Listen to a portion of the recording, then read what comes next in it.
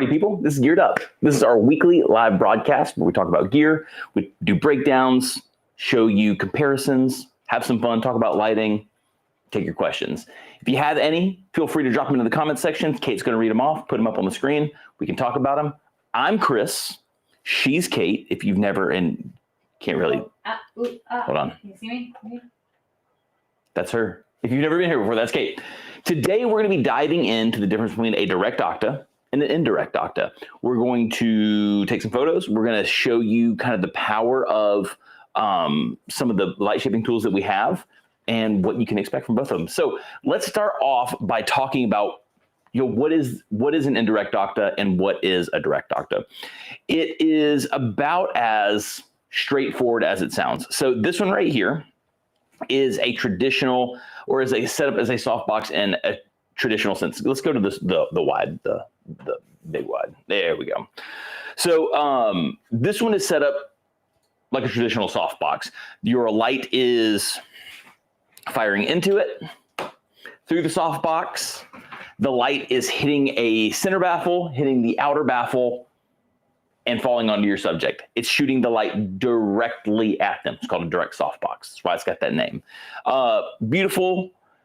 Downsides of it are, potential hot spots, and really the hot spot thing's the thing you're trying to mitigate the most. But you have the potential for hot spots and stuff like that there. Indirect is this. So instead of firing the light directly out of the softbox, you're taking the light, or you're taking the modifier, putting it on, in this case, the zoom rod, and I can show you that here in just a second to show you how we adapted this. But the light is now firing into the softbox and then back out of the softbox onto your subject. That light is indirect. So the light is firing into the softbox. The softbox is shooting the light forward, lighting your subject indirectly. So the upsides for this is you have a lot more control over your light, no hot spot. This with the zoom rod. So when I'm talking about the zoom rod, so like the light is on this rod right here that gives you the ability to position the light at different lengths, utilizing different portions of the softbox. And what that's going to do is going to give you some more light shaping options. Generally with a traditional front direct softbox, in the way that it's set up, you don't have a ton of light shaping options. We've got grids, and with the newer softboxes, we've done like strip masks and stuff like that, or like edge masks where you can kind of just utilize portions of the softbox, which is really, really nice. But the indirect Octa is going to give you the ability to, again, to utilize different portions of the light shaping tool to light it up, or to give you a harder light or a softer light. It gives you a lot of looks inside one softbox. You can still use grids with this, but one of the things that you have to, here, I'll turn to the side so you can kind of see what I'm talking about. So when you're in certain positions, the light can actually protrude past the front of the softbox. I'm gonna go tight. So that's fine. So right there. So like when you're zoomed all the way, and we're not even actually zoomed all the way out here. Let's zoom all the way out. So when you're zoomed all the way out, you can clearly see the softbox goes past the front of the light shaping tool. If you wanted to use a grid there, I can show you. Let's show you what happens. So I've got a lot of softbox bags here. I just got to hunt down my 3 foot. Oh, here's my 3 foot Octa bag and my grid. Perfect. So say you're going to throw the grid on there. The thing that you're going to run into is you have this big, huge softbox keeping you from installing it properly. So, or this, not this big, huge softbox, but this big, huge light sticking out, keeping you from installing it properly. So let's go grid. You can see this thing's already fighting. Yeah. So if you want to use a grid with the indirect, you're going to want to zoom it in to where the light is. If you're going to have it protruding, it can't protrude too much. But in this case now, we can pop the grid on there and everything's hunky-dory. So it's just one of those things where depending on how much of that softbox you want to utilize, but you can use the grid. It does push against it. Ideally, you would have it flatter. So you can loosen that up. Kind of just push it in like that. And we can still use the grid like that. So you still have a lot of the same light shaping options, but you're going to be utilizing the softbox differently. We'll talk about all that stuff as we're going. I'm going to just kind of drop that there so I don't lose it again. But yeah, the other thing that you have to take into account, and we're going to measure this with a light meter because I haven't measured this ahead of time, is what the light loss is between shooting the light indirectly into the softbox versus shooting it directly. So I want to compare, and this is another thing that you can kind of keep in mind with a lot of stuff. The upside for here is we're not going to be using any diffusion over the front of it. So shooting the light into the softbox, we may not actually lose anything. Whereas with the light coming through the baffles, we might. So we'll throw a light meter on both of those, see what it is. But the cool thing here is, the difference in light output from here and a really soft situation where you're utilizing a lot of the softbox versus here, let's kind of get this over here a little bit, versus pushing it all the way in, I found to be about a 2-stop power range difference. So in its kind of harder light setup mode, you can turn the power down quite a bit and get a really, really beautiful light. And then you're going to want to power it up a little bit more as the light comes further away from the softbox, which makes sense. But we are going to, like I said, break out the light meter and in kind of like a soft light setup, especially since it's going to be more like a soft light setup, we're going to see the power difference and see if it's worth staying with this or with the Zoom Rod or not. One of the other things to keep in mind for a reason that you might really like the Zoom Rod, if you're a B10 user and you want to start using larger modifiers, the Zoom Rod takes the flash and it stand mounts it.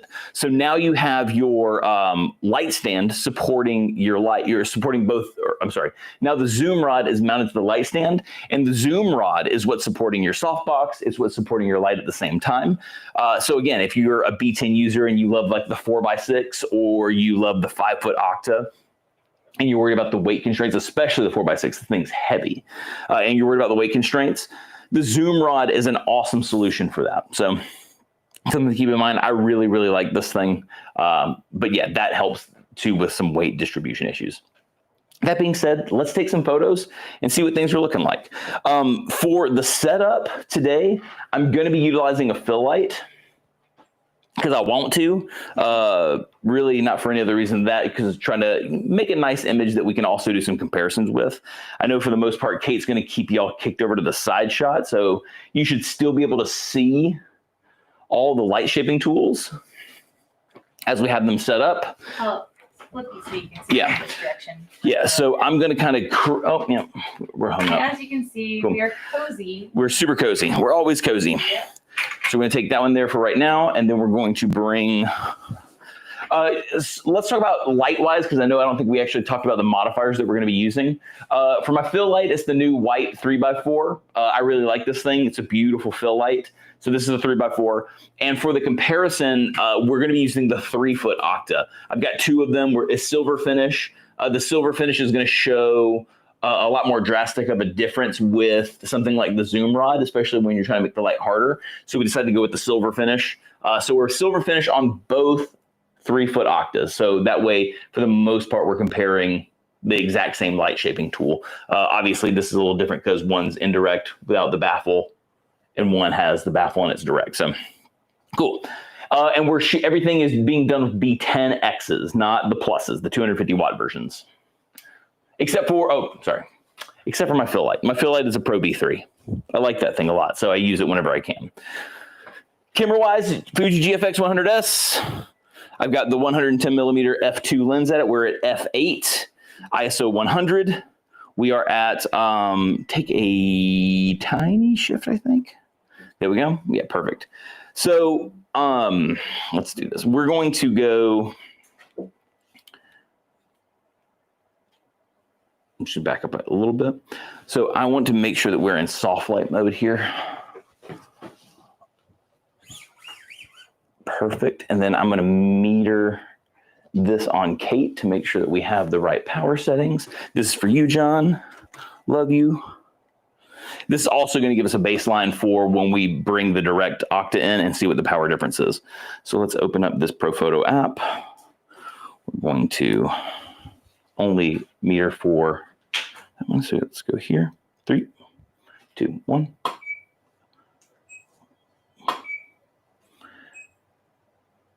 I need to turn off a light that is firing that I don't want. Here we go.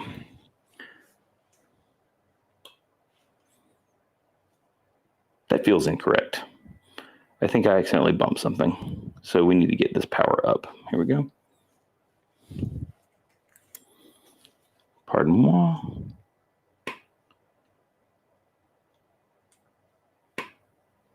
That's what I thought. I thought I was doing something wonky.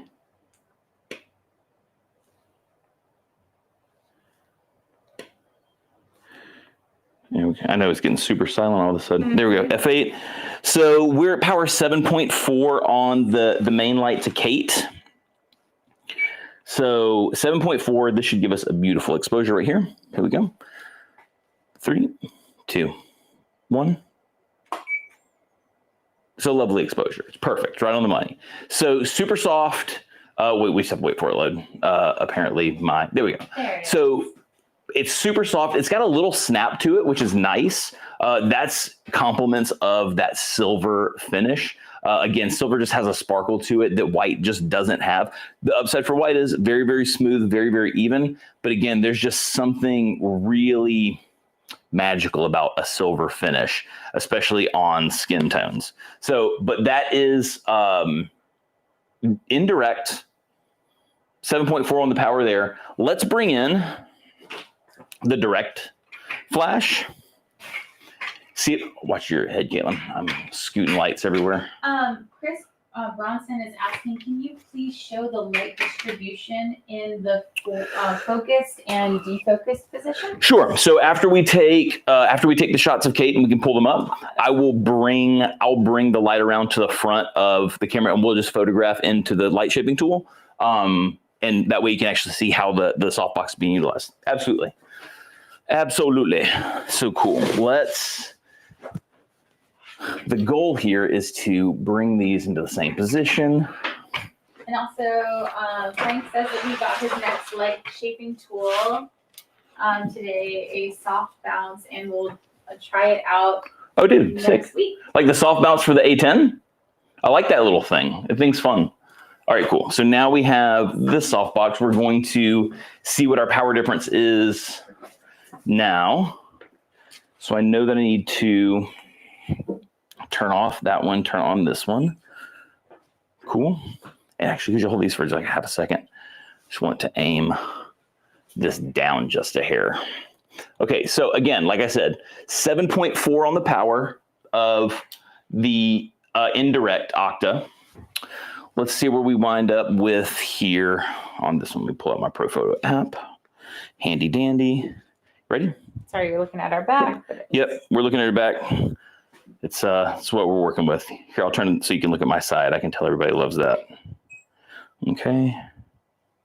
Let's start at 7.4 and see. Ah, very cool. So 7.6. So with the Indirect Octa, we're actually gaining a little bit. It's just 0.2. I apologize. I'm a little dry. So I'm trying to make sure I'm moisturized. All right, cool. So now let's have a look at this. Ready? Oh, you know what I need to do? I need to turn this back on. Here we go. 3, 2. Hang on a second. I'm going to take a tester. 3, 2, 1. Oh, one more time. Come back to me. 3, 2, 1. I'm actually almost wondering if I got an overpowered shot. No, you know what? Probably not. Just double checking something, party peeps, because something feels off. I feel like my fill light's not firing. All right, hang on one second. My fill light's acting funky. Did I turn it off by accident? Let's see if you have any questions, pop in the feed, and I will come here, Kate. as they come. All right. I think hopefully I got the app on in my pocket. Hopefully I'm not like kicking it off. There we go. Back in business. Let's see what happens now. 3, 2, 1. Man, I feel like, did I bump something?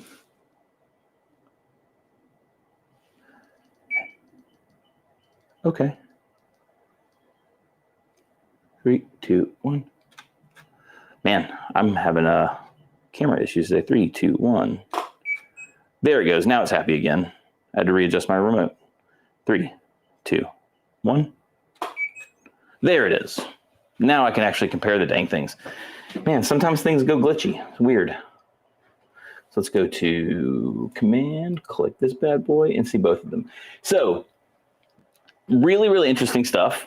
The light with the silver, again, you can absolutely tell. Let me move here closer here too, so it's better in light. The light that I was talking about on the left, the silver one, you can 100% see what I was talking about, that sparkle that the silver finish adds to the subject. It's kind of night and day. The shot on the left is beautiful, super smooth.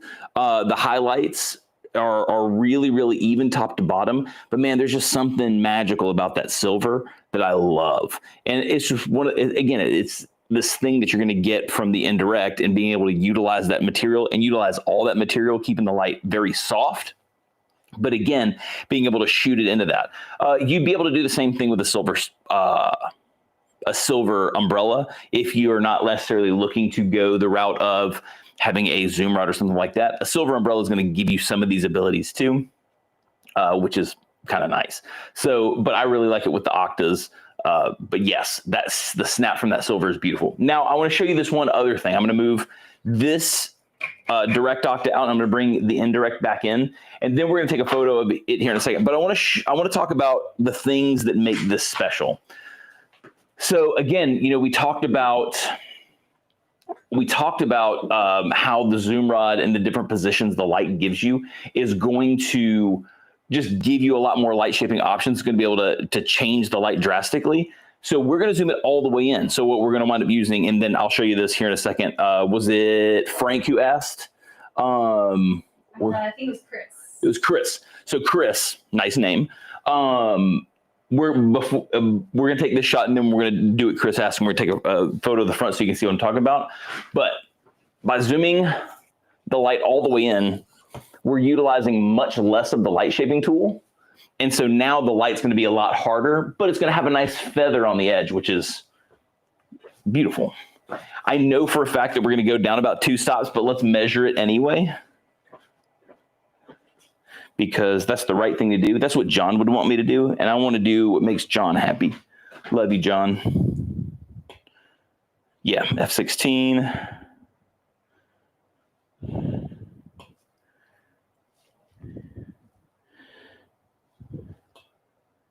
Yep, I was right on the money. 2 stops lower. So that's nice. So by zooming it in and going to a hard light setup with it, you're going to get 2 more stops of light, which is kind of cool. So, ready to rock, Kate? Go. Beautiful. Yep, 3, 2, 1. So now we have a harder light setup. So let's just bring up all 3 together and compare.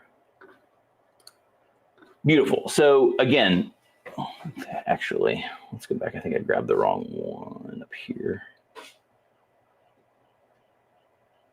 It's this one. Ooh. Get rid of that one. There we go. So comparatively, you can see, so like say, let's go here, I'll zoom in a little bit closer to look at the shadows under the nose. I know this is Kate's favorite part of everything that we do here.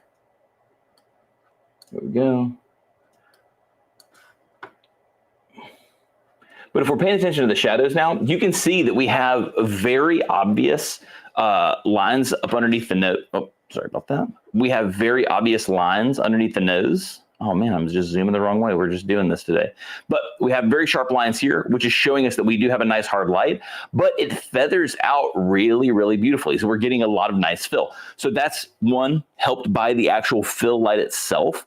But 2, it's, even though we're firing into the Octa directly, there's still a little bit of light hitting the edges of the softbox as it's coming out. So it's still going to give some more of that wrap, while the main light that's hitting our subject is a hard light source. It's a much smaller light source than what we were using when we were zoomed all the way out. So again, it still has a silver snap. It has that harder light snap to it. If you look here, kind of where her the sheen right here on her forehead and down her face, it 100% can start to bring out some of the specularity that you would expect from using something like a hard reflector, like a zoom reflector or something like that. I would say that we're probably utilizing about that size of a light shaping tool, maybe a little bit more than that, maybe something closer to like, I wouldn't even say that it's as big as the Magnum, maybe something like,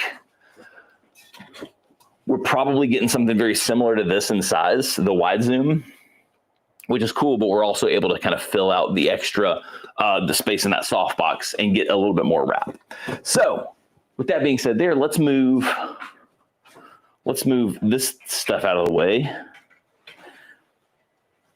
And that way we can have a little more light in here. The one downside to being cozy and also using giant soft boxes is the fact that we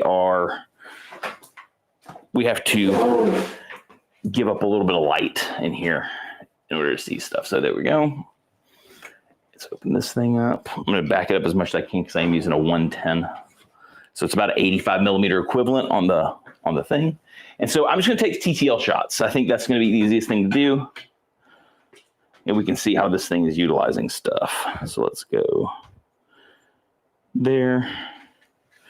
Let's turn off my fill light.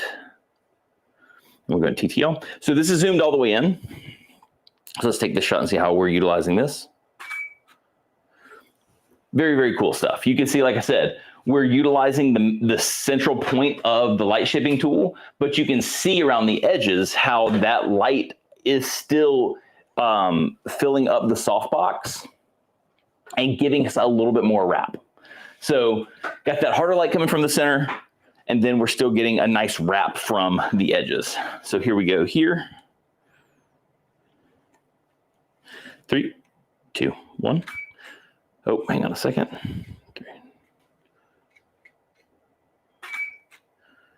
There we go. Actually, you know what? Because this thing's not pointed, this is something that we've talked about in the past too, because this thing's not pointed at my light right now. We aren't seeing it fill the silver up the way that we should. I'm just gotta get this thing. I want to make sure that everyone can see what it is that we're talking about here. I think this will do it. Here we go. There we go. I mean, it's, yeah. You can tell it a little bit better, yes. But you can see that we're not getting a giant hot spot in the center of the unit. It's filling out the softbox a lot more even.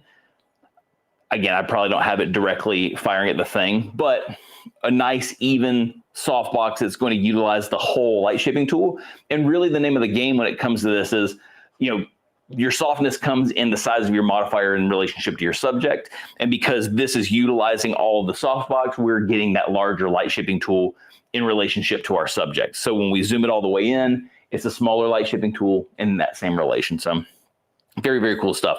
The Zoom Rod Small, it's pretty dynamite. I can actually show you really fast before we shut it down for the day, how to set this thing up and break it down. Again, all you'll do is remove all of the baffles off of your you know what? Let's just go to the 2 wide. Yeah. Here, I'll just come a little bit closer. Is this mo better? Right there? Cool. So what I'm going to do is I'm going to remove the B10 from that. And so we have this cage right here at the front of the unit. I know I'm saving the construction for the last portion, but I figured we would get to the shooting. That'd be more fun to look at anyway. But I want to show you how this thing sets up and breaks down just in case you have any questions. So once you take that cage off, the light shaping tool mounts just like any other Profoto light shaping tool. So this right here is a 100 millimeter mount. So the standard 100 millimeter mount of any Profoto softbox from the R5 line, the new softbox line, or the OCF line. The OCF would be harder to do just because the front baffle doesn't come off. You have to try to reach into the unit itself. But the RFI line and the OCF line, perfect for that stuff right there. Goes on here, clamps down just like it would on a light, and then after that you just have the actual zoom rod itself. You can close it down, pack it up, put it back on. You load your light shaping tool first. I was afraid I was going to bop you with that. You were close. Yeah, I was super afraid I was going to bop you with it. So at that, then you take the cage. I'm just going to go ahead and throw the light into the cage. So you take the cage, put it onto the unit, lock it into place, and then that's it. That's how you use the zoom rod with any type of softbox. I actually really like it with the soft light reflector, the silver one. So something to keep in mind there. But really, really cool stuff. Any other questions before we sign out for the day? Yeah, cool. Again, pretty straightforward stuff. I feel like we don't talk enough about our indirect options and kind of what you're going to get out of the differences between something like using the zoom rod with the 3-foot Octa in an indirect mode versus. We just got a question. What's up? Andy is asking. Okay, one question on the indirect. Can it take the weight of a Pro B3? Yes. Another note, does the Pro B3 have any internal fans as cooling system? Yes, the Pro B3 does have internal fans here. So let's show you. Yeah, thanks for the question. So the Pro B3 does indeed have internal cooling fans, especially for the continuous light. It wants to cool it down. I'm going to show you that it handles this. So to make sure we're going to be zoomed all the way out for this, just so you can see that even at its heaviest position, the Pro B3 can hold the Pro B3. So there's that. What you can do if you want to with this, if you do want to shave a little bit of weight off, the stand adapter on the Pro B3 is removable. Granted, sorry. So the stand adapter here on the bottom of the Pro B3 is removable. If you want to save like a little bit of weight, you just need to take this screw out here, and there's another screw right here that you'd want to take out. Pretty easy to access. I mean, just drop it down, you can get to it, no problem. I mean, I think if you have to, you could take. Yeah, that's what you do. You just take the little handle off, and then you get access to that screw right there. And you can do that right there to save yourself a little bit of weight if you are worried about it. But this is it with all of its weight. Your B10 to the ground with you. This is probably one of our heaviest lights right now. The thing that I'm actually worried about more than this thing holding the light is my stand, because I don't have a stand with a super wide base. Mm-hmm. Okay, that's a good thing to note then. Yeah. So I don't have, this is a kind of a smaller roller. So this is quite a bit of weight. I do have a pretty big sandbag kind of counterweighting it. I'm staying close to it just because I'm worried about the stand. If I was using my... I'm going to show you from the side so you can see the bend. Yeah, here, let me just kind of roll this thing and see what I'm talking about.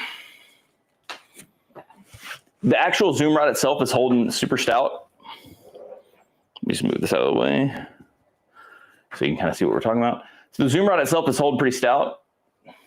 This is it zoomed all the way out. This is the farthest you can see back here. That's actually pretty impressive. There's no more area for the zoom rod to come out any further. So we're going to get the same. I mean, let's get weird. I mean, I don't recommend doing this, but even if you just pulled this out and gave it some more front weight, I'm going to do this slowly because again, I don't trust my light stand. This has nothing to do with the zoom rod. So there you go. That's even with pulling the light back a little bit more to utilize more of the softbox. It holds the Pro B3 no problem. Again, my issue is my smaller wheelbase stand here. If I'm going to take this off and show you what I would recommend using it with here. So I'm going to move a couple of things, but I want to show you what I'm talking about with my wheelbase difference. So here's one with the wheelbase we were just talking about. Here's what I would be comfortable with. Let's get this out of the way. So if I was using the zoom rod with the Pro B3, I would be using this wheelbase. So let's get that there. Let's kick all of our lights around the studio. Perfect. But this is what I'm talking about. So can they see it with the two shots? Yeah, you can kind of see how the difference in the wheelbase is. So this one I would have let go and felt very comfortable with it. The zoom rod's not the issue that I had there. The zoom, it's the actual light stand wheelbase. So with this one, I wouldn't use it with a wider wheelbase. Absolutely. So Pro B3 and the zoom rod, no problems. Awesome. And then Frank is asking, let's see, would shooting into an umbrella achieve the same effect? It would give you a lot of the same effect, yes. So one of the things that you're not going to, the upside for going with the softbox route is you have two things really. Durability is going to be the biggest thing. So if something were to take a tumble on location, if that's what you were doing, the chances that the softbox and the zoom rod would hold up better are pretty high just because they're made more stout. The downside is they're heavy. There's a lot of stuff to bring with you. The upside also to the softbox is you have options like grids. So you can still use grids with it if you wanted to kind of focus the light a little bit more. Whereas your softboxes, one of the upsides, or not softbox, your silver umbrella is going to give you the ability, again, you could push the umbrella closer to the light and pull it further away from the light, giving you a lot of that same zoom feel. One of the other things I think that you have the ability to do, I just want to see real fast. Where's my silver? It's translucent. I have a silver umbrella around here somewhere. That's my white interior umbrella. I lost my silver umbrella pack or like bag. And so I have a silver large umbrella in here somewhere in a white umbrella bag here. I just break this brand new one open. This is size medium. So this is probably pretty close to the size of that 3-foot Octa, actually. So here.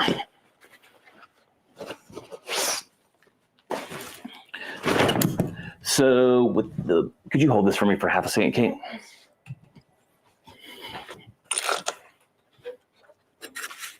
So with the umbrella, perfect, thank you so much. You're welcome. So the cool thing about the umbrella, so even if you have the ability to kind of turn to the side so you can get the, what camera I'm on, the two, there we go. Perfect.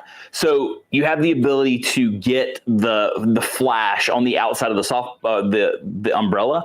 So you are doing a pretty good job of filling. The other thing to note is you're not shooting this into the center of the umbrella like you are with the zoom rod.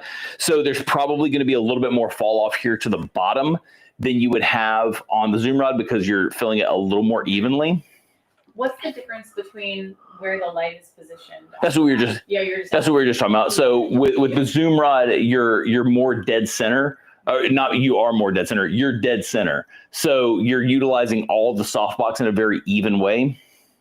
Whereas this with the umbrella adapter towards the bottom of the light, you're utilizing more of the top of that light shaping tool. But you still can push this light shaping tool in and utilize less of the umbrella itself to give you that harder light source. You can still even throw the diffusion panel over the front of it too if you want to soften it up a little bit.